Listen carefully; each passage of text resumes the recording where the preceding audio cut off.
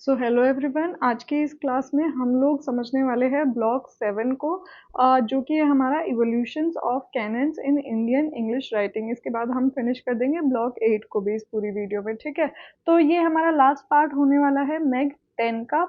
अभी तक हमने ऑलरेडी 6 ब्लॉक्स कवर कर चुके हैं। ओके, तो देखो मैंने पहले ही आपको बताया था कि ये जो वर्ड कैनन है इसका मीनिंग क्या है। जितने भी हमारे बहुत ज़्यादा मशहूर फेमस जो वर्क्स होते हैं ना बड़े बड़े राइटर्स के, उन्हें हम कैनन बोल देते हैं। बेसिकली ऐसे वर्क्स जिसको पूरा एक तरह से दुनिया पढ़ रही है, ठीक है, और उन वर्क से इन्फ्लुएंस भी हो रही है एंड उन्हें बहुत ग्रेट भी माना जाता है। ठीक है, तो जैसे मान लो हमारे शेक्सपियर के वर्क्स हो गए, हमारे मिल्टन के जितने भी वर्क्स हो गए, तो जितने भी बड़े बड़े राइटर्स थे इस तरीके से। ठीक है, अब यहाँ पे ये जो ब्लॉक है ये कह रहा है कि भाई इंडिया में जो कैनन है वो किस तरीके से इवॉल्व हुए हैं इंडियन इंग्लिश राइटिंग के अंदर। ठीक है, किसके अंदर? इंडियन इंग्लिश राइटिंग के अंदर जो कैनन है वो कैसे इवॉल्व हुए हैं।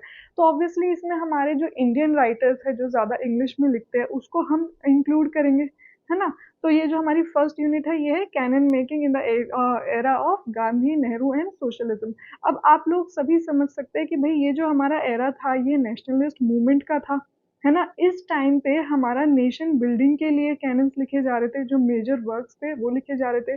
फिर मॉरल रिफॉर्म्स की बात करी जा रही थी, फिर सोशल जस्टिस की बात करी जा रही थी। ठीक है, तो ये सारी चीज़ों को ध्यान में रख के हमारे जो राइटर्स थे उस टाइम पे, गांधी जी ने भी अपने वर्क्स लिखे, नेहरू जी ने भी लिखे, है ना। और भी बहुत सारे फ्रीडम फाइटर्स थे जो अपने अपने पॉइंट ऑफ व्यूज दे रहे थे, सिर्फ और सिर्फ फ्रीडम के लिए ही नहीं, और भी जो हमारी सोसाइटल रिफॉर्म्स की ज़रूरत थी उन सबके रिलेटेड मैंने ना 2 वीडियोस इससे रिलेटेड ऑलरेडी बहुत पहले बना दी थी।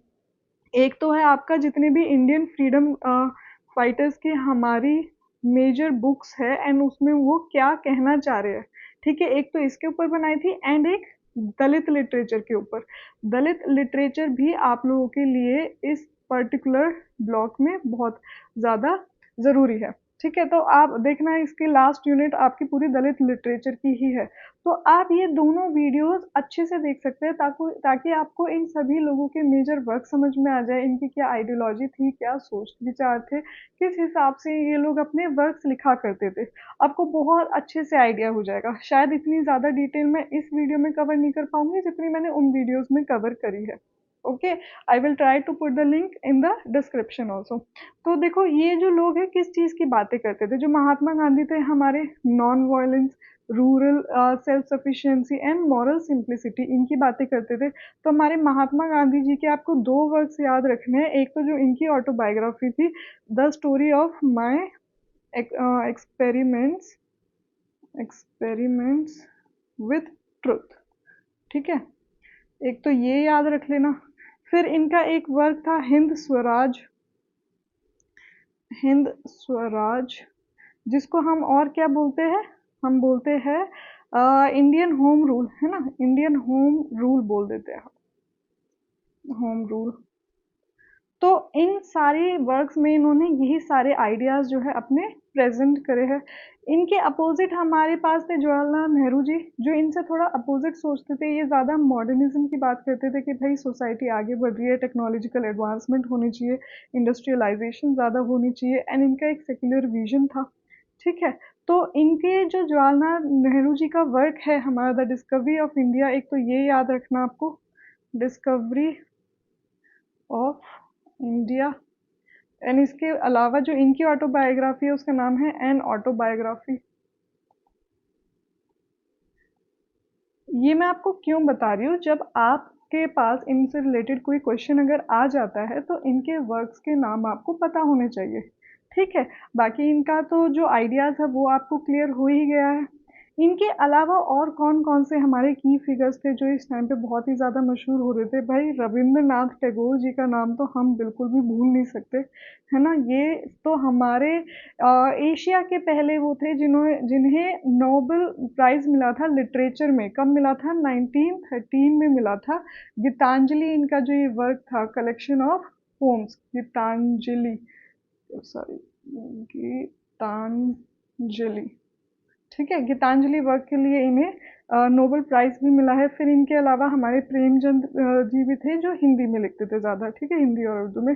फिर मुल्क राज आनंद जी को हमने ऑलरेडी पढ़ा है, राजा राव जी को पढ़ा है, इनका कांथापुरा एंड मुल्क राज आनंद जी के अनटचेबल, ठीक है। तो जो ये नामवर सिंह है ना, ये एक तरह से हमारे इंडियन लिटरेरी क्रिटिसिज्म है, मतलब क्रिटिक है, सॉरी। तो ये इन कैनन्स के बारे में जो है कमेंट करते हैं कि ये किस तरह के कैनन्स है। तो ये दो चीजें दिखाती है, हमारे ये जितने भी सारे महान लोग हैं ना, इन सबकी बुक्स दो चीजों के बारे में ज्यादा बात करती है। एक तो resistance to British cultural dominance, ठीक है भी, जो ब्रिटिश का कल्चर है उसको हम रेजिस्ट करते हैं, हम उसको अपना नहीं अपनाते, ठीक है। एंड दूसरा, ये जो जितने भी कैनन वर्क्स है, ये और किस चीज़ की बात करते हैं, जो हमारे देश में ही ऑर्थोडॉक्सीज बसी हुई है, उसको भी ये सब लोग क्रिटिसाइज करते हैं। जितने भी मतलब पुरानी सोच विचार है, जैसे चाइल्ड मैरिज हो गया, या फिर विडोज की रीमैरिज ना करने देना, या फिर फीमेल को मतलब कोई भी राइट ना देना, है ना। तो ये सारे हमारे इंडिजिनस ऑर्थोडॉक्स, इंडिजिनस मतलब हमारे ही देश के खुद के बनाए हुए ऑर्थोडॉक्स, पुरानी सोच, पिछड़ी हुई सोच, ठीक है। तो इसको ये हमारे कैनन्स क्या करते थे, क्रिटिसाइज करते थे। बाकी ये ब्रिटिश कल्चर की डोमिनेंस को भी रिजेक्ट करते थे, उसको रेजिस्ट करते थे। ओके, तो what were its aims and ideological learnings, ये सारी मैंने बता दिया। Criticise casteism, untouchability, gender inequality, class oppression, okay, and challenge colonial stereotypes and assert Indian identity. तो ये पढ़ के ही आपको सारी चीज़ें जो है समझ में आ जाएगी। भाई हमारे पास दो डिफरेंट डिफरेंट फिलोसफी के लोग थे, है ना, नेहरूवियन सोशलिज्म अलग, गांधीयन मॉरल फिलोसफी अलग, ओके। फिर ये कैनन्स किस तरीके से हेल्प करते थे उस टाइम पे लोगों को, ये सिर्फ एक कैनन नहीं होता, मतलब सिर्फ ऐसे बड़ी मेजर बुक्स नहीं बन के रह गई थी। इन बुक्स ने एक तरह से मैसेज कन्वे किया हमारे पूरे देश के लोगों को कि अब वो टाइम आ गया है कि फाइनली वो ये चीज़ों को रियलाइज करें, कि उनके दिमाग के अंदर जो भी एक आइडिया भर दिया है ना, कि हीन भावना डाल दिया कि आप लोग कम हो हमसे, हम लोग ज़्यादा बढ़िया है ना। तो वो सारी चीज़ों को दिमाग से निकाल फेंकना है। ओके, देखो ये क्या लिखा है, provide a counter course to colonial hegemony. मैंने हेजेमनी आपको बताया था ना, कि दिमाग के अंदर आपके एक तरह से वो राज करने लग गए हैं और उसका आपको पता भी नहीं है, ठीक है। तो ये एक तरह से बहुत सारे इन्होंने क्वेश्चंस रेज करे, है ना, कास्ट एंड क्लास स्ट्रक्चर, इन सबको भी इंटेरोगेट किया कि भाई ये भी चीज़ें भी गलत है। तो सोशल अवेयरनेस इन्होंने बढ़ाई, ठीक है, जितने भी सोशल इश्यूज हैं उनके लिए। तो बहुत ज़्यादा इन लोगों ने उस टाइम पे लोगों को सोचने पे मजबूर किया कि भी अपने जीने के तरीके को बदलो। दोनों तरफ से प्रॉब्लम्स है, आपकी रूढ़िवादी सोच जो शुरू से चली आ रही है, प्लस जो ये हमारे ऊपर कॉलोनियल हमला हो रहा है, उसको भी आपको निकाल के फेंकना होगा। ओके, तो हमें जो है नेहरूवियन इंडस्ट्रियल मॉडर्निटी देखने को मिलती है एक तरफ, और दूसरी तरफ क्या है, गांधीयन रूरलिज्म देखने को मिलती है। तो इन दोनों की आइडियोलॉजीज थोड़ी सी अलग थी, एक दूसरे से मैच नहीं करती थी। तो इसकी वजह से थोड़ा सा ज़्यादा चैलेंजेस फेस करने पड़ते हैं इनके कैनन्स को। Okay, Marxist critics argued that Gandhi's non violence and gradual reform soften the urgency of structural revolution. देखो भाई, ये लोग तो इस बात से आप लोग भी बहुत ज़्यादा वाकिफ हो गए कि कई बार हमें भी फील होता है कि ये जो नॉन वायलेंस का तरीका था ना गांधी जी का, कहीं ना कहीं ये बहुत स्लो था। मतलब सही था अपने आप में, बट बहुत स्लो था। ये जो ब्रिटिशर्स थे, उन्हें हमारे भूख हड़ताल पे बैठने से इतना कोई बहुत ज़्यादा फर्क पड़ता नहीं था, है ना। तो ये काफ़ी हद तक ना, जो हमारा रेवोल्यूशन था, हम जो बहुत ग्रैंड चेंज चाहते थे और बहुत जल्दी चाहते थे, उसको बहुत प्रोसेस में स्लो कर देता, है ना। अगर यहीं कहीं हम कुछ रिवोल्ट कर देते, हम ये बोल दे भाई हमारा देश है, अभी के अभी निकलो यहाँ से, वरना हम तुम्हें मार पीट के भगा देंगे, तो शायद वो जल्दी निकल जाते। लेकिन क्योंकि अब हमने नॉन वायलेंस तरीका अपनाया, तो वो बड़े आराम आराम से गए कि भाई ये तो हाथ पैर तो चलाने वाले हैं नहीं, हमें यहाँ कोई डर नहीं है। तो ये भी एक तरह की थिंकिंग हो सकती है, ठीक है। तो upper caste and patriarchal gatekeeping persisted even within the nationalist canon. देखो यहाँ पे क्या लिखा है कि भाई ये जो बड़े बड़े कैनन्स थे ना, इनके अंदर भी हमें कई बार अपर कास्ट और पेट्रियार्कल सोसाइटी का जो फेवर वाले पॉइंट ऑफ व्यूज है वो देखने को मिल जाते हैं। ओके, तो ये गेट कीपिंग का मतलब उनको एक तरह से प्रोटेक्शन देना, उनको सपोर्ट करने वाले पॉइंट ऑफ व्यूज, ठीक है, तो यूनिट 2 हमारी बात करती है टैगोर जी के, प्रेमचंद, मुल्कराज आनंद जी के बारे में एंड राजा राव जी के बारे में। तो रविंद्रनाथ टैगोर जी का मैंने ऑलरेडी बताया, इनका जो ये वर्क गीतांजलि था बहुत फेमस हुआ। ठीक है, तो ये इंडिजिनस मिस्टिक ह्यूमनिज्म की बात करता है and it resist colonial modernity. Okay, तो नामवर सिंह जी ने जो है इसको एक तरह से क्रिटिसाइज करा है, मतलब जज किया है, गलत नहीं ठहराया। क्रिटिसाइज का यहाँ पे मतलब है जज किया है कि ये जो वर्क है ये कहना क्या चाह रहा है। सो वैसे तो ये देखो बहुत ज़्यादा अपील किया था इंग्लिश सेंसिबिलिटीज़ को, मतलब जो हम अंग्रेज लोग थे वो एकदम से दंग रह गए थे कि ये इंडिया का, ये इंडियन मैन इतना अच्छा टेक्स्ट कैसे लिख पा रहा है ना। लेकिन बहुत ही सटल तरीके से हमारे जो रविंद्रनाथ टैगोर जी हैं उन्होंने वेस्टर्न मटेरियलिज्म को क्या किया था, क्रिटिसाइज किया था, और जो हमारा मॉरल डिके है, कॉलोनियल मॉरल डिके है, उसके ऊपर भी नेगेटिव कमेंट किया था कि ये गलत है। ठीक है, फिर इनका एक और वर्क है the home and the world. तो इसमें ये दो चीजें याद रखनी है आपको। संदीप नाम का जो कैरेक्टर है वो दिखाता है नेशनलिस्ट फेनेटिज्म, कि भाई नेशनलिस्ट मूवमेंट में आप जरूरत से ज्यादा ही पागल हो जाओ कि आपको सही गलत का कुछ समझ ना रहे। फिर जेंडर ऑपरेशन दिखाया है बिमला की अवेकनिंग के हिसाब से। ठीक है, तो आप चाहो तो इस टेक्स्ट की पूरी समरी पढ़ सकते हो। फिर इनका एक और वर्क है गोरा, जिसमें इन्होंने कॉलोनियल आइडियोलॉजीज को चैलेंज किया है एंड अपर कास्ट ऑर्थोडॉक्सी को दिखाया है। ओके, ये सारे आप पॉइंट्स और डिटेल में पढ़ लेना। फिर जो हमारे प्रेमचंद जी है वो ज़्यादातर हिंदी और उर्दू में लिखा करते थे। किसको ज़्यादा एड्रेस करते थे? रूरल पॉवर्टी को, कास्ट ऑपरेशन एंड पेसेंट की स्ट्रगल दिखाते थे। पेसेंट मतलब किसान होता है, ठीक है, किसानों की स्ट्रगल दिखाते थे वो ज़्यादा। तो इनका जो बहुत मशहूर वर्क है गोदान, ये एक तरह से सोशल रियलिज्म दिखाता है कि हमारी सोसाइटी में कौन इंसान कैसे रहता है। एंड जो फार्मर्स है ना, एग्रेरियन है ना, मतलब एग्रेरियन मतलब जो एग्रीकल्चर से जुड़ा है। ठीक है, तो हमारे एग्रीकल्चर से जुड़े हुए लोगों की क्या सफरिंग होती थी वो दिखाते। ठीक है भाई। अब मुल्कराज आनंद जी का, हमारा अनटचेबल का वर्क आप सभी ने पढ़ा हुआ होगा। ओके, ये तो बहुत ही फेमस वर्क है कि किस तरीके से जो हमारा ये बाघा नाम का कैरेक्टर होता है ना, बाघा, उसके साथ कितनी ज़्यादा ज़्यादती होती है पूरे दिन में, एक दिन की स्टोरी दिखाई जाती है। तो यहाँ पे हमें क्या होता है, सोशलिस्ट एंटी कास्ट एडवोकेसी देखने को मिलती है। ओके, चलो, कास्ट डिस्क्रिमिनेशन, लेबर एक्सप्लॉयटेशन, ये तो उसकी मेन थीम्स ही है। फिर राजा राव जी का जो वर्क है कांथापुरा, ये हमारा एक तरह से दिखाता है कि जो नेशनलिस्ट मूवमेंट चल रही है, इस कांथापुरा एक फिक्शनल टाउन के हिसाब से ये एक तरह से इंडिया को रिप्रेजेंट कर रहा है, बहुत छोटे से टाउन में, कि किस तरीके से वहाँ पे एक आदमी आता है, नई सोच को लाता है। लोग अंदर के ही लोग रेजिस्ट करते हैं, कुछ लोग समझ जाते हैं, फिर सारे के सारे रिवोल्ट कर देते हैं, है ना, सब टूट फूट जाता है, सब तितर बितर हो जाते हैं, लेकिन सबके अंदर ये नेशनलिस्ट भावना पैदा हो जाती है। ठीक है, ये मैंने आपको अच्छे से समझाया हुआ है। आप लोग चाहो तो ये वाली वीडियोस मेरी कांथापुरा की, अनटचेबल्स की, ये जाके देख सकते हो। ओके, आई थिंक मैग 7 में मैंने कवर किए हैं ये सारे वर्क्स। फिर हमारे आ जाते हैं the emerging emerging radical cannons, तो उसमें यही सारे पॉइंट्स आ जाएंगे, anti colonial and anti cast radicalism, social realism, humanism, reimagined Indian modernity that balanced tradition with reform, negotiations with language and readership। ठीक है, तो ये सारे के सारे आप कवर कर लेना। अब आ जाते हैं हम feminism in Indian English writing. तो आपको कुछ कुछ नाम याद रखने हैं इसमें, जैसे एक तो हो गया कमला दास, ठीक है, मीना कंदासामी। इनके अलावा भी आप और भी नाम याद रख सकते हैं, सरोजनी नायडू, सरोजनी नायडू,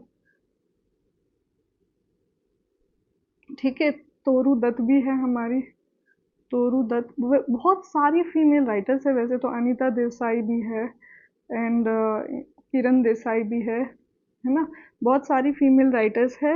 एंड देखो इसमें क्या होता है ना, एक वर्ड होता है इंटरसेक्शनैलिटी, इंटरसेक्शनैलिटी, इस वर्ड का मतलब होता है कि जब भी एक सोसाइटी है, मान लो ये एक सोसाइटी है, इसके काफ़ी सारे हिस्से हैं, एक तरफ जेंडर है, एक तरफ कास्ट है, एक तरफ रेस है, एक तरफ पावर्टी है ना, एंड डिफरेंट डिफरेंट फील्ड्स हो गए। तो जो ये वाली फील्ड हो गई फीमेल, ठीक है, मान लो ये अपर कास्ट फीमेल है तो सपरेशन इसका भी हो रहा है, लेकिन इसका सपरेशन जो लोअर कास्ट फीमेल है ना उससे थोड़ा कम होगा। तो ये जो औरत है जो लोअर कास्ट में है एंड फीमेल भी है, इसके ऊपर डबल सपरेशन आ जाता है। फिर यही लोअर कास्ट फीमेल भी है एंड ये अब पॉवर्टी में भी है, बहुत गरीब भी है, तो इसका सेपरेशन और ट्रिपल होगा। ठीक है, तो जब इसे इंटरसेक्शनैलिटी बोलते हैं कि मतलब हमारी सोसाइटी में अलग अलग सेक्शंस एक साथ मिल जाए तो उसके बाद क्या सेपरेशन का लेवल हो जाता है। ठीक है, इस तरीके से सोच के देखो कि आप एक बहुत ही गरीब तबके से आ रहे हो, फिर आपको ये जो अनटचेबिलिटी है, ये जो कास्टिज्म है ना, डिस्क्रिमिनेशन है, ये सब भी झेलना पड़ता है। फिर उसके ऊपर आपको जो जेंडर से रिलेटेड प्रॉब्लम्स है वो सारी चीज़ें भी झेलनी पड़ती है। So as a human being आपके ऊपर बीतती क्या है। ये हमारे जो ये राइटर्स थे ना, मीना कंदासामी हो गई, ऐसे और भी बहुत सारे राइटर्स थे। एक बामा नाम की हमारी दलित राइटर है जिन्होंने वर्क लिखा है कारुक्कू। ठीक है, कारुक्कू, ये यू है, सॉरी। ठीक है, ये वर्क्स आपको याद रखने हैं। मैंने जो दलित लिटरेचर की वीडियो बनाई है ना, आप प्लीज़ जाके उसे पूरी देखना। आपको पूरा आइडिया मिल जाएगा कि ये दलित्स का पूरा जो हमारे सोसाइटी में सिस्टम है ना, ये शुरू कैसे हुआ, किस तरीके से धीरे धीरे आगे बढ़ा। ठीक है, इसमें क्या क्या मूवमेंट्स इन्वॉल्व थे, कौन कौन से लोग थे जो मेजर इसके राइटर्स रहे हैं। मैंने बहुत स्टार्टिंग में ही इस टॉपिक से रिलेटेड वीडियो बना दी थी, क्योंकि ये मुझे लगता है कि हम जब लिटरेचर के स्टूडेंट होते हैं ना, हमें अपने देश से रिलेटेड चीज़ें ज़रूर पता होनी चाहिए। बाकी बाहर के देश की चीज़ें तो पता चली जाएंगी, बट अपने देश में जो जहाँ पे इम्प्रूवमेंट का स्कोप है वो सारी चीज़ें हमें पर्सनली पता होनी चाहिए। ठीक है, फिर हमने कमला दास को तो अभी रिसेंटली पढ़ा था। ठीक है, जो कन्वेंशनल पोएट्रीज लिखती है, मतलब कन्फेशन करती है कि हाँ मेरी लाइफ में ये यहाँ पे ये प्रॉब्लम्स है। तो ये भी एक जो सामाजिक घर में जो किसी भी नॉर्मल इंडियन एवरेज सोसाइटी का कोई भी एक घर ले लो आप, वहाँ पे एक औरत की क्या हालत होती है, क्या दुर्दशा होती है, स्पेशली अगर वो बहुत ही ज़्यादा एस्पिरेशनल है, मतलब उसे लाइफ में कुछ करना है। सिर्फ एक हाउसवाइफ बन के अपनी आइडेंटिटी खो के नहीं जीना पूरी ज़िंदगी, कुछ डिफरेंट करना है, तो वो स्ट्रगल कैसे करती है उस सोसाइटी में एक बार उस दलदल में फंसने के बाद। ठीक है, तो ये सारी चीज़ें आप अच्छे से एक्सप्रेस कर सकते हो भाई। Domestic suffocation, identity, female desire, okay, merged caste and gender politics together. तो मीना कंदासामी ने भी ये किया है ना। तो इनके भी और कौन से वर्क देखो, इन लोगों के ना आपको वर्क तो ज़रूर याद रखने हैं। जैसे कमला दास का एन इंट्रोडक्शन, ये याद रखना, इंट्रोडक्शन। फिर माय ग्रैंड मदर्स हाउस, ये याद रख लेना। मीना कंदासामी का एक वर्क है Gypsy goddess, Gypsy goddess. And when I hit you करके भी एक वर्क है, when I hit you.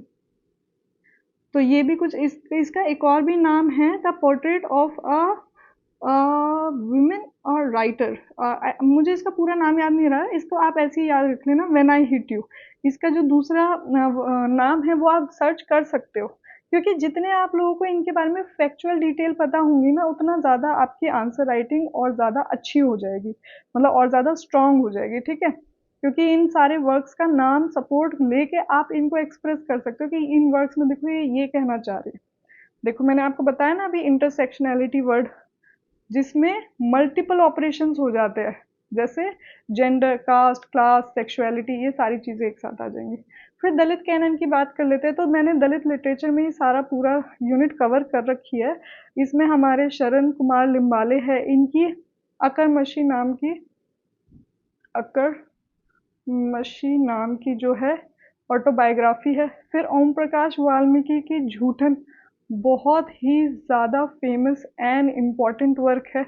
Okay, ये लोग देखो क्या बोलते हैं कि जो दलित है ना, उन्होंने ही ये पूरा एक्सपीरियंस किया है, अनुभव किया है कि जो उनके साथ प्रताड़ना हुई है, जो उनके साथ डिस्क्रिमिनेशन हुआ है, तो वही सबसे अच्छा एक्सप्रेस कर सकते हैं अपने आप को। There is no doubt in that. But मेरा यहाँ पे एक और मानना है, ये मेरा पर्सनल पॉइंट ऑफ व्यू है, कि दलित लिटरेचर में ना we all should be able to contribute. You know why? Because we can observe what all wrong things are happening around us. News तो हमें भी मिलती है ना, तो हम चलो ये नहीं कहते कि हम आपके दुख को आपसे ज़्यादा बेहतर जानते हैं, बिल्कुल भी नहीं।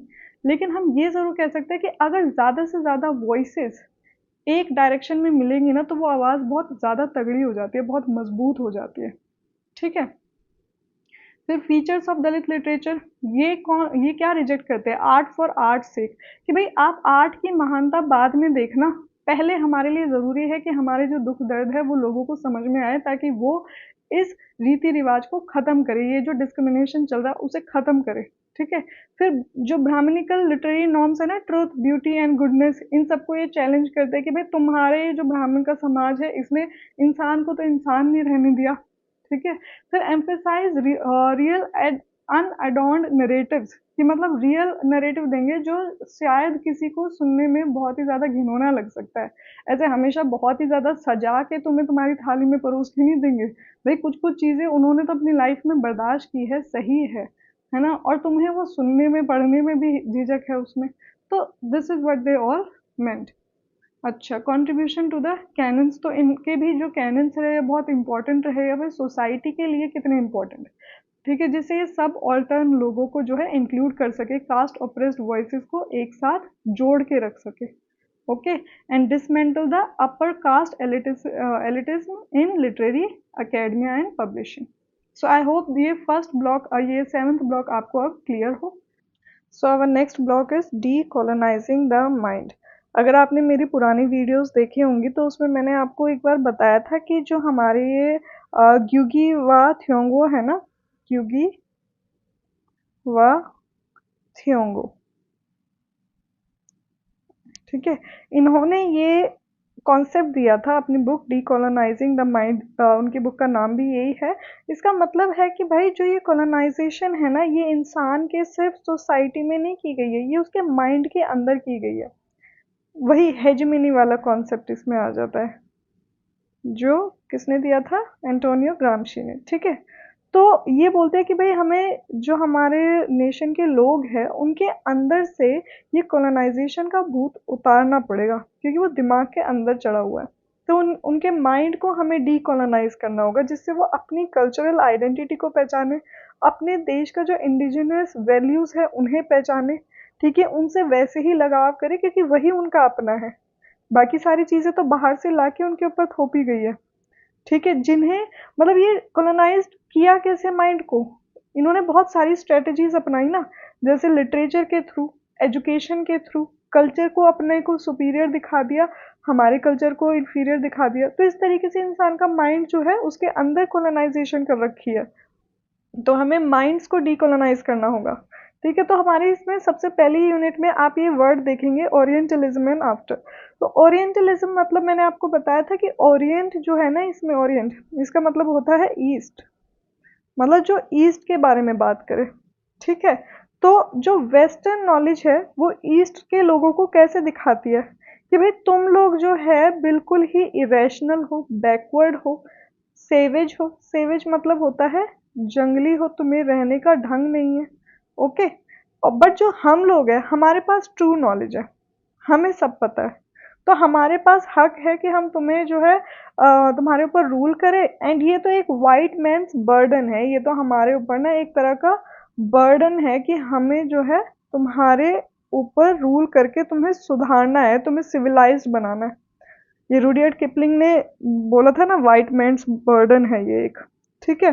तो जो हमारे एडवर्ड सईद जी है वो इन चीज़ों के फेवर की बात करते हैं कि भाई ये जो वेस्टर्न लोग हैं ना, ये एक तरह से बाइनरी क्रिएट कर देते हैं, मतलब ऐसे टू। बाइनरी मतलब क्या होता है? Two oppositions. ठीक है भाई, वेस्ट जो है ज़्यादा सेंसिबल है, ज़्यादा सिविलाइज्ड है, ज़्यादा रैशनल है। एंड जो ईस्ट साइड के लोग हैं ज़्यादा इरेशनल है, बैकवर्ड है। जिससे हमें क्या मिल जाता है? उनके ऊपर रूल करने का मौका मिल जाता है। हम तो उनका भला कर रहे हैं, हम तो उनके ऊपर एहसान कर रहे हैं। इस तरह का ये नोशन दिखाते हैं। ठीक है, justified to colonial domination. Discourse word ये आपको कई बार दिखेगा। डिस्कोर्स वर्ड का मतलब होता है हिंदी में चर्चा करना। ठीक है। तो ओरिएंटलिज्म एक तरह की चर्चा हो गई ना कि भाई हम जरा समझे तो सही है, जो वेस्टर्न फिलॉसफी है, जो वेस्टर्न लोग है, ये अपने आप को इतना सुपीरियर मानते हैं, है ना। अपने आप को सुपीरियर मानने की वजह से इन्होंने हमारे ऊपर इतना ज्यादा वो कर रखा है, और हमारे ऊपर भी ये चीज डाल रखी है कि तुम वाकई में इंफीरियर हो, तुम लोगों को वाकई में कुछ नहीं पता। ठीक है। He argued that knowledge and power were interconnected. तो ये देखो, नॉलेज एंड पावर, ये जो हमारा टर्म था, ये और किसके वर्क्स में मिलेगा आपको? मिशेल फुको में। ठीक है, ये नाम आपको याद रखना है। ये फिलोसोफर थे काफी बड़े। तो ये कहते भाई जिसके पास नॉलेज है ना, उसी के पास पावर है। इसको ऐसे समझो, मान लो ये जो यूरोप है, इन कंट्रीज के पास ही तो पहले टेक्नोलॉजिकल पावर आई ना, टेक्नोलॉजिकली ये हमसे ज़्यादा एडवांस हुए, तभी हमारे देशों में पहुंच सके। देशों में पहुंच गए तो वहां पे ट्रेड करने लग गए, ट्रेड करने लग गए तो धीरे धीरे अपने दिमाग का इस्तेमाल करके, अपनी नॉलेज का इस्तेमाल करके वहां पे पावरफुल बन गए, है ना। अब इनके पास वेपन्स ज़्यादा एडवांस्ड हमसे, हमारे एक बार में 100 लोगों को मार दे रहे हैं। अब मतलब इन्होंने ये देखा कि किस तरीके से हम इनके ऊपर गवर्न कर सकते हैं, इन लोगों के ऊपर रूल कर सकते हैं। डिवाइड एंड रूल का इन्होंने वो देखा कि भाई हम किसी इंसान को थोड़े से पैसे दे देंगे, वो अपनी पूरी की पूरी बड़ी कम्युनिटी को जो है धोखा दे देगा, है ना। और उनके बीच में भी हम डिवाइड क्रिएट कर देंगे, जिससे एक हिस्सा हमारा एक अंग्रेज चलाएगा, दूसरा हिस्सा दूसरा अंग्रेज चलाएगा, है ना। तो इस तरह के इन सब चीजों की इनको नॉलेज तो थी, तभी तो इन्हें पावर मिली। तो देखो, ये नॉलेज एंड पावर जो है इंटरकनेक्टेड होता है। ये सारी की सारी चीजें आपको एक्सप्लेन करनी होगी अगर ओरिएंटलिज्म का कॉन्सेप्ट आपका क्वेश्चन में आता है।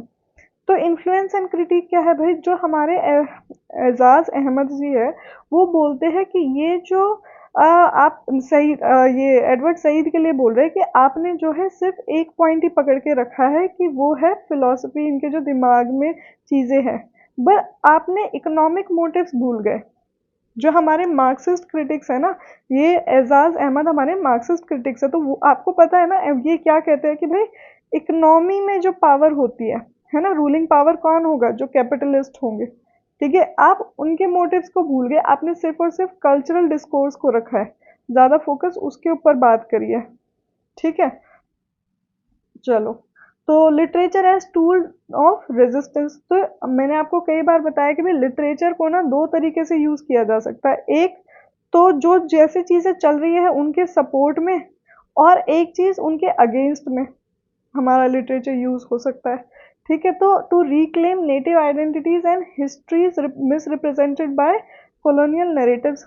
हम खुद ही, चाहे हम इंग्लिश में कोई टेक्स्ट लिखे या हिंदी में कोई टेक्स्ट लिखे, बट हम अपने लोगों की आइडियोलॉजी तो चेंज कर सकते हैं ना, उन्हें सच तो बता सकते हैं ना कम से कम। फिर उनका बस एकजुट होना बाकी है कि वो समझ जाएंगे, तो फिर इन लोगों को वो इतनी ज़्यादा तवज्जो नहीं देंगे, इनको भाव नहीं देंगे इतना ज़्यादा।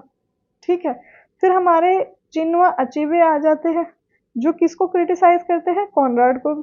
ठीक है, तो जो ये कॉनराड थे, ये इन्होंने एक वर्क लिखा है हार्ट ऑफ डार्कनेस। मैंने इसकी बहुत अच्छे से एक्सप्लेनेशन दे रखी है, आप मेरी पुरानी वीडियोस में जाके देख सकते हो। तो जो हार्ट ऑफ डार्कनेस है, इसमें जो है ये अफ्रीका के जो लोग होते हैं उन्हें बहुत ज्यादा कैसे दिखाते हैं? अनसिविलाइज्ड है वो। ठीक है, उनकी कोई अपनी आइडेंटिटी, कोई वॉइस नहीं है, डीह्यूमनाइज्ड फिगर्स है, इस तरीके से उनको स्टीरियोटाइप करते हैं। तो जो ये चिन्वा अचेबे है ना, ये जोसेफ कॉनराड को क्या बोलते हैं? Bloody resist. ये वर्ड इनके लिए डायरेक्टली यूज किया जाता है। तो भाई पहले तो लोगों को लगता है कि ये जो हार्ट ऑफ डार्कनेस है ना, बहुत ही बड़ा कैनन है, बहुत ही ग्रेट वर्क है। ठीक है, बहुत सेलिब्रेटेड वर्क है, long celebrated as a critique of imperialism. दिखाया इसे ऐसा जाता है जैसे इंपीरियलिज्म का इन्होंने क्या किया है? क्रिटिसाइज किया है उसको। बट जब इसको गहराई से समझा गया इस टेक्स्ट को, तब इन्हें पता चला अचेबे को कि नहीं भाई, इन्होंने तो अफ्रीकन की इमेज बहुत नेगेटिव पोर्ट्रे करी है। ठीक है, तो उसके बाद इन्होंने जो है जोसेफ कॉनराड को बोल दिया तुम रेसिस्ट हो, तुम्हारी आइडियोलॉजी भी वही है यूरोपियन वाली, यूरोसेंट्रिक वाली। ठीक है, हम लोगों को तुम इंसान समझते नहीं हो, बस हाँ अपनी कुछ कुछ खामियां दिखा रहे हो। वो भी किस तरीके से कि भाई ये जो अफ्रीका का एरिया है ना, ये तो एरिया ही ऐसा है कि यहाँ पे आके ही कोई भी इंसान का दिमाग ही फिर जाएगा, वो ही अपने मॉरल वैल्यूज भूल जाएंगे। तो हम लोगों की कोई गलती नहीं है, हमारे मॉरल वैल्यूज तो हमारे यूरोप ने बहुत अच्छे सिखा के भेजे हैं। ठीक है, ये सारी इसमें मेंशन किया हुआ है। फिर हमारे नेशनलिस्ट लिटरेरी कैनन में कौन कौन से फिगर्स है, ये हम ऑलरेडी डिस्कस कर चुके हैं। रविंद्रनाथ टैगोर जी, प्रेमचंद, मुल्कराज आनंद, राजा राव, चिन्वा अचेबे, युगीवा थ्योंगो। ठीक है, तो राइटर्स ने क्या किया यहाँ पे? एस्थेटिक एंड पॉलिटिकल कमिटमेंट, दोनों को एक साथ जोड़ दिया। ठीक है, ताकि हम जो है अपना पॉइंट भी बोल सके। एंड जो लोग चाहते हैं ना कि भाई लिटरेचर है तो आप उसमें एस्थेटिज्म मेंटेन करके रखो तो ही आपका टेक्स्ट अच्छा माना जाएगा, तो इन राइटर्स ने वो चीज़ भी अपने टेक्स्ट में डाल दी, इसको और ज़्यादा मीनिंगफुल बनाने के लिए, इसको और ज़्यादा उनके हिसाब से अच्छा बनाने के लिए कि भाई ठीक है, तुम लोग पढ़ो तो सही। ठीक है, फिर आ जाता है हमारे यूनिट थर्ड, डीकोलोनाइजिंग द माइंड। मैंने आपको बताया ये टर्म जो है किसने पॉपुलराइज किया, युगिवा त्सोंगो ने। इनकी एक पूरी बुक थी। तो ये मानते थे कि भाई कॉलोनियलिज्म ने ना साइकोलॉजिकल डैमेज किया है। मैंने बताया ना आपको, दिमाग के अंदर घुस चुका है ये कॉलोनाइजेशन, दो लोगों के, उनके कल्चर, उनके हिस्ट्री, उनकी लैंग्वेज के अंदर घुस चुका है। तो किस तरीके से किया है, एजुकेशन सिस्टम के थ्रू, अपने यूरोपियन वैल्यूज को, लैंग्वेजेस को, वर्ल्ड व्यूज को दिखा के कि भाई हम महान, तुम्हारा तो बहुत ही मतलब वैल्यूलेस सिस्टम है। तो इस तरीके से दिमाग में छाप छोड़ रखी है। तो ये कहते हैं कि जो लैंग्वेज है ना वो बहुत ही बड़ा कैरियर है कल्चर का। तो हमें अपनी इंडिजिनस लैंग्वेज में ही टेक्स्ट लिखना चाहिए, ऐसा इनका मानना है। बट इनको भी इस चीज़ के लिए जो है क्रिटिसाइज किया गया कि अगर आप सिर्फ अपनी लैंग्वेज में लिखोगे ना तो वो आपके उस छोटी सी लैंग्वेज के तबके के लोगों तक सीमित हो रह के रह जाएगा आपका टेक्स्ट। अगर आपको वर्ल्ड की रीच चाहिए, पूरी दुनिया की रीच चाहिए, तो आपको वर्ल्ड लैंग्वेज में ही लिखना पड़ेगा, जो कि इंग्लिश ही है, चाहे आपको ये बात पसंद हो या ना हो। ठीक है, तो भाई ये सिंपल सी बात कहते हैं, डीकोलोनाइज कैसे करोगे आप माइंड को, dismantling colonial attitudes not only in politics and economics but in thought and language. कि भाई सिर्फ और सिर्फ ये जो कॉलोनियल एटीट्यूड है ना, इसे पॉलिटिक्स और इकोनॉमिक्स में ही मत खत्म करो, इसे अपने दिमाग के थॉट में एंड लैंग्वेज में भी खत्म करो, तभी आपका माइंड पूरी तरीके से डीकोलोनाइज हो पाएगा। फिर आ जाते हैं सिविलाइजेशनल कन्फ्लिक्ट्स इन लिटरेचर। इसका मतलब है कि भाई जो भी डिफरेंट डिफरेंट सिविलाइजेशंस हुई है ना, तो लिटरेचर के अंदर उसको किस तरीके से पोर्ट्रे किया गया। जैसे हमारा ई.एम. फोस्टर का ये जो वर्क है, अ पैसेज टू इंडिया, इसमें दिखाया है कि भाई ये जो कॉलोनाइजर है और कॉलोनाइज्ड है, उन दोनों के कल्चर्स मिक्सड अप होते हैं। एंड इसमें भी कहीं ना कहीं इंडिया को किस तरीके से पोर्ट्रे कर दिया, एनिग्मेटिक मतलब मिस्टीरियस, जिसको समझा ना जा सके, इरेशनल मतलब जो अपने दिमाग से कुछ सोच समझ ना सके, रैशनल ना हो, है ना, जो डिसीजन ना ले सके अच्छे से। एंड वही स्टीरियोटाइप्स को री कर दिया जो भी पहले से बने हुए थे। तो ये दिखाएंगे तो ऐसा, अच्छा कि हम तो तुम्हारे फेवर की बात कर रहे हैं, इसमें देखो हम तो पूरी दुनिया को बता रहे हैं कि तुम लोगों के ऊपर ये स्टीरियोटाइप्स बने हुए हैं, ये बता करके उन स्टीरियोटाइप्स को और गहरा कर रहे हो। मतलब ये बता करके उन स्टीरियोटाइप्स को आपने और ज्यादा मजबूत कर दिया दुनिया के सामने कि हम किस तरीके के लोग हैं, हम बहुत मिस्टीरियस से लोग हैं, इरेशनल है, और मतलब बहुत ज्यादा हमारे पास सोफिस्टिकेशन नहीं है आप जितने, आप लोगों के जितना। तो इस तरह की बातें इन लोगों ने अपने बहुत हिडन तरीके से, तभी हम कहते हैं ना, डीकंस्ट्रक्ट करो टेक्स्ट को, कि उसके अंदर का हिडन मीनिंग आप लोग समझ सको। अगर डीकंस्ट्रक्ट नहीं करोगे, ऊपर ऊपर से पढ़ोगे, तो फिर वो टेक्स्ट आप बहुत सिंपल तरीके से पढ़ के चले जाओगे, आपको पता भी नहीं चलेगा कि वो एक्चुअल में रियलिटी में क्या कहना चाह रहा था। ठीक है, तो चिनुआ अचेबे की मैंने आपको बता दी क्यों इन्होंने क्रिटिसाइज किया, कि भाई अफ्रीका को तुमने बहुत ही ज्यादा ऐसे बैकड्रॉप दिखाया यूरोपियंस के लिए, कि भाई यूरोपियंस के लिए तो ये एंग्जाइटीज और एडवेंचर का प्लेस है। ठीक है, यहाँ पे आके जो यूरोपियंस है वो सेवेजरी में चले जाते हैं, जंगली बन जाते हैं। इसी तरह से ना जो यूरोपियंस, ये सॉरी अफ्रीकन है, इनकी कोई ह्यूमन प्रेजेंस, कोई वॉइस नहीं है। और ये अफ्रीकन जो है सिर्फ और सिर्फ एक प्रॉप्स की तरह यूज किया है आपने अपने यूरोपियन स्टोरीज के अंदर। तो इन्होंने बड़ा गुस्सा करा ये चिनुआ अचेबे ने जोसेफ कॉनराड के ऊपर। ठीक है, फिर न्यू कॉलोनियलिज्म की बात करते हैं एंड कल्चरल इंपीरियलिज्म की बात करते हैं। इसका मतलब है, न्यू मतलब होता है न्यू। तो एक तरह से अभी भी जो है कॉलोनाइजेशन है। अब इसको ऐसे समझो कि अभी भी बहुत सारी जगहों पे, मतलब ऑलमोस्ट हर जगह पे, हम लोग सभी फैंटेसाइज करते हैं ना इन्हीं को, वेस्टर्न कल्चर को, वेस्टर्न फिलोसफी को, इनको ही हम ज्यादा महान मानते हैं, चाहे वो कोई भी रीजन हो। ठीक है, तो इनको अभी भी ज्यादा प्रिविलेज्ड मिली हुई है वेस्टर्न थ्योरीज को, लिटरेरी ट्रेडिशंस को। हम ये सोचते हैं कि अरे ये लोग थोड़ा सा मान ले कि हाँ इंडिया महान, ये लोग थोड़ा सा सोच ले कि हाँ इंडिया ने यहाँ अचीव करा है, तो हमें ऐसे वैलिडेशन मिल जाएगी। क्यों चाहिए हमें इनसे वैलिडेशन? यही तो है न्यू कॉलोनियलिज्म। ठीक है। तो जो ये लोग हैं ना, जैसे फ्रेडरिक जेम्सन हो गए, ये बोलते हैं कि भाई जितने भी थर्ड वर्ल्ड लिटरेचर है, जो मतलब वेस्टर्न कंट्रीज को छोड़ के जो भी बाकी की सारी डेवलपिंग कंट्रीज है, वो सारे के सारे अपने वर्क्स में क्या दिखाती है, कहीं ना कहीं नेशनल एलिगरी होती है उनके में। नेशनल एलिगरी का मतलब होता है कि सारे के सारे सिर्फ और सिर्फ अपनी नेशन की कहीं ना कहीं घुमा फिरा के बात करेंगे। एलिगरी मतलब इनडायरेक्टली किसी चीज को पॉइंट आउट करना। ठीक है। तो नेशन की आप बात कर रहे हो कहीं ना कहीं घुमा फिरा के सारे थर्ड वर्ल्ड लिटरेचर के लोग। तो ये जो हमारे अहमद जी है, ये बोलते हैं ऐसा नहीं है भाई, जितनी भी पोस्ट कॉलोनियल सोसाइटीज है ना, वो बहुत ही डाइवर्स है, कॉम्प्लेक्स है, और उनका जो लिटरेचर है ना, उसको भी आप सिर्फ और सिर्फ एक एलिगोरिकल फंक्शन, एक सिंगल एलिगोरिकल फंक्शन में रख के नहीं देख सकते। हमारा बहुत ही ज़्यादा डिफरेंट इकोनॉमिक्स रही है, हिस्टोरिकल बैकग्राउंड रहा है, कल्चरल बैकग्राउंड रहा है। ठीक है। तो आपको हमें एक उसमें आप पैमाने में नहीं बांध सकते। फिर ये वही बात होगी ना कि आपने तो भैया फिर से हम सबको एक रख दिया और अपने आप को हमसे सुप्रीम रख दिया कि आप ही डिफरेंट डिफरेंट फील्ड्स में जो है टेक्स्ट लिखना जानते हो। हमारा तो सिर्फ एक ही है मोटिव टेक्स्ट लिखने का कि भाई हम अपना नेशन के बारे में बता दें। ठीक है।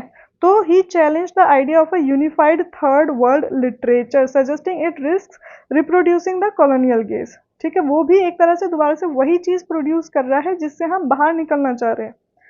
तो लास्ट में ये जो डिबेट है ना, बेसिकली ये कहती है कि भाई ये जो डीकोलोनाइजेशन है ना, ये कोई एक ऐसा प्रोजेक्ट नहीं है जो एक मूवमेंट पे खत्म हो जाएगा। ये एक ऑन गोइंग प्रोसेस है जिसे कंटिन्यूस विजिलेंस की जरूरत है, कि भाई निगरानी की जरूरत है। ठीक है। और क्रिटिकल एंगेजमेंट की जरूरत है। तो कंटिन्यूस इसके ऊपर जो है हमें क्रिटिकली फोकस करते रहना है कि कहीं कोई और ऐसा टेक्स्ट तो नहीं लिखा जा रहा जिससे इंसान का दिमाग इसी फील्ड में चला जाए। ओके। तो यहाँ हमारा जो है ये सारे के सारे 8 ब्लॉक खत्म होते हैं finally. And it's time to say goodbye and thank you. Okay. So thank you everyone. मिलते हैं हमारी नेक्स्ट वीडियो में, तब तक के लिए टेक केयर, बाय बाय।